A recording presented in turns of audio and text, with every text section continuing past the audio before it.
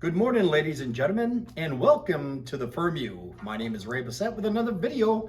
This subject is on the perfect squat. Now, to get a perfect squat, you have to have a perfect sit down and stand up, because a squat really is just sitting down and standing up.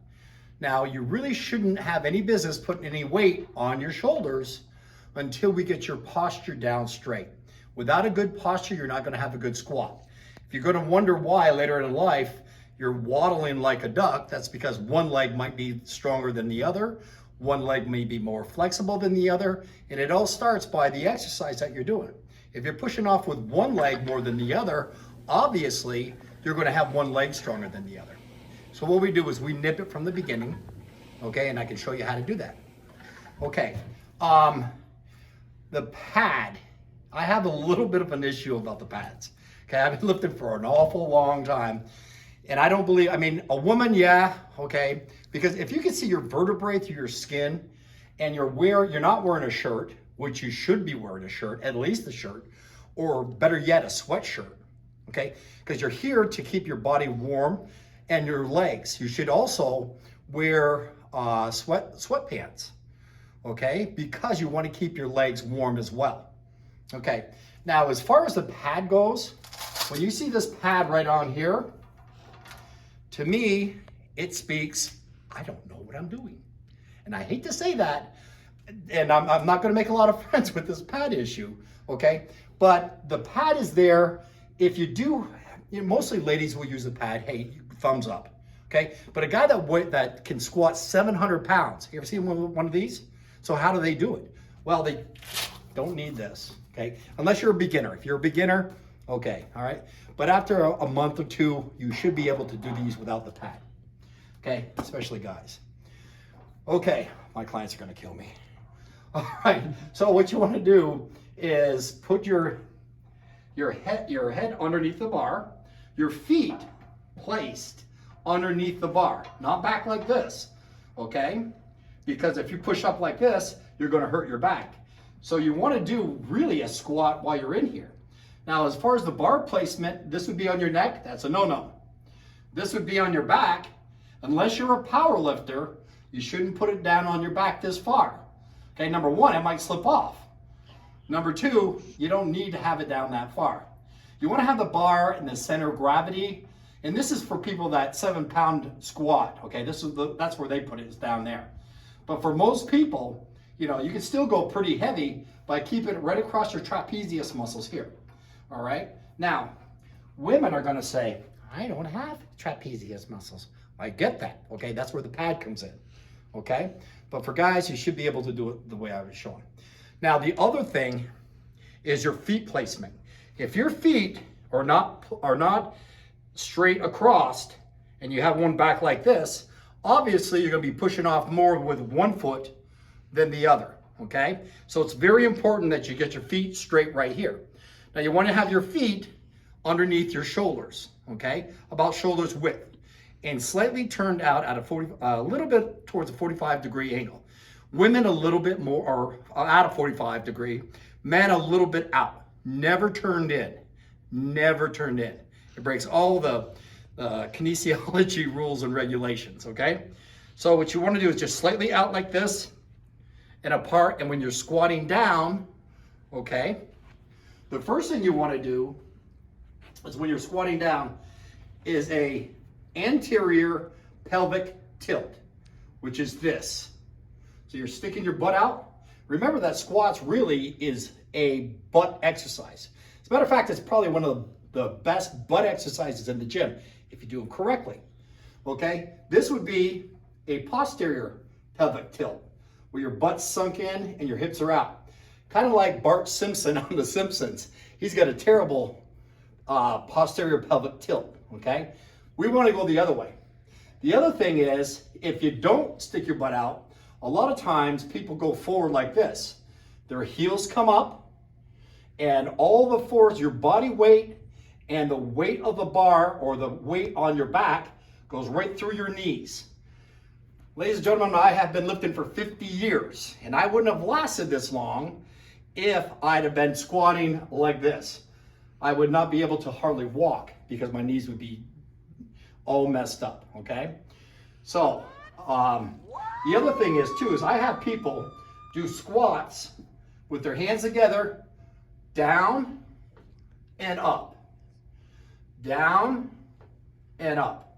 So what we're doing is simulating a squat right off the bat without any weight. What I'm looking for is eversion or inversion, okay? Where your sole is in towards the midline of your body, that's inversion.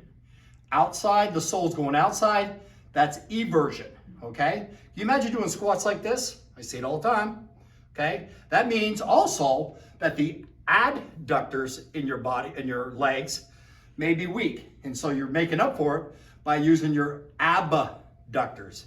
And I say ab, like the band ABBA. ABBA,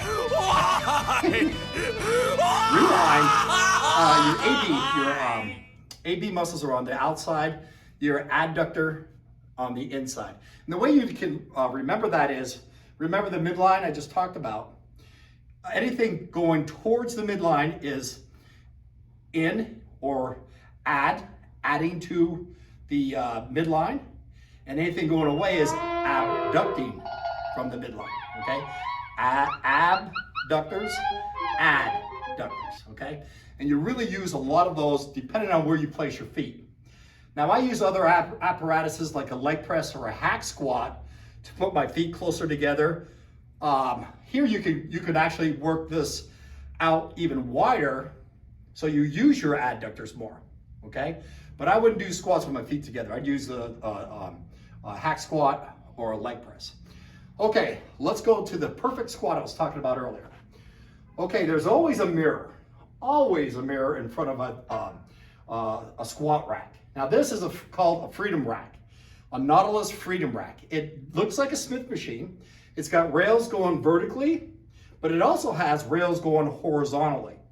Okay, so I can pick this up and move it to the side, up and down, okay? So it's a really neat device to do squats with, because you don't have to worry about the balance this way, okay? You still have the balance. It's not a machine, technically. Technically it is, and it's more of a, well, it's a freedom rack. So it's kind of freedom from a machine, but it still is kind of a machine. I also, as you can see behind me, I have a bench. This bench is for two reasons. Number one, it's kind of a built-in spotter. So if I've got the weight on my back, I'll just demonstrate, and I come back with small steps, okay? Now this is after I do a posture assessment and give you the thumbs up to do squats. Now remember that the bar has weight and your body has weight. So what am I lifting? You don't see any weight on the bar, but I am lifting weight, okay? This bar is pretty heavy and my upper body is pretty heavy, so there's a lot of weight coming down and going back up. But what I do to teach a squat is to come down and just sit down and then stand back up, okay? Now, this bench right back here, like I mentioned before, it's a built-in spotter. So if I run out of juice and I can't get back up, I just sit here and yell for help, okay? Or wait till I have enough energy to stand back up again. So I like to use this. I also like the bench back here because it gives me kind of a timer on how far down I should go. And you notice that I'm sticking my butt out and I'm almost reaching back. I'm back on my heels, never on your toes. Back on your heels and up, okay? I'm gonna walk it to the bar. Now you notice I looked in the mirror when I re-racked. The reason why I looked in the mirror never lies, okay? So as I'm looking in the mirror, I could see the bar going into the safety hooks right here. I don't need to look left, right like this, because if I had a lot of weight on this, by doing that, I could actually drop the weight. I could hurt my back, I could hurt my shoulders, and so on and so forth. So use the mirror, never look down, because you can't arch your back when you look down on the ground. Besides, if there's any money down the ground, I would have found it before you did. Okay, let's talk about racks. You also see a lot of people in the gym using racks. It has its place. If you're a power lifter and you're lifting heavier, or You have a good day and you say, you know what, I want to try to go up and see how much I can lift. All right, we have those good days and we have bad days. So let's just call it a good day. So you put your wraps on, not real tight, and you should take them off between sets. Okay, and this is more of an advanced tool to help your knees, and it's just to keep them warm and to stabilize them from going out of the kinetic chain. Okay, so that's what these are for. Now, there's a lot of controversy about a belt. Now, I wear a belt when I lift for upper body. This is the belt I use. Okay, you can see it's kind of thin compared to my squat belt. Well, this guy's a little heavy duty. Okay, now the purpose of a belt is to have your stomach, well, it's for back support or core support, but it also gives your abdominal wall something to push against. That way your intestines don't go through your belly button. It's kind of gross, I'm just kidding. Or it doesn't come out the other way. Okay, so the belt can be a great tool for those that are really lifting heavy, but it shouldn't be used all the time. You do want to use your core. This is actually one of the best core exercises in the gym. A lot of people don't realize that. I have people ask me, how do I get rid of, this and this around their gut? And I say, do squats. Squats? Well, I do 1,000 crunches a day. I said, why? Plain and simple. Because you don't give your body enough time to rest. I mean, if you're in the military and you're dodging bullets, yeah, that's different. But if you're doing squats to build them and show them, I do abdominals when I do squats. So I don't do abs that much during my off season, so to speak. And I really only do abs when I'm getting ready for a show. Okay, so if you have any questions, just leave a question in the comment box. If you'd like to see more videos like this, hit the subscribe button, okay? And visit my YouTube channel. I have about 160 different videos on other subjects. And also give me a thumbs up, okay? Ray Bessette signing out from the Firm U, and we'll see you next video.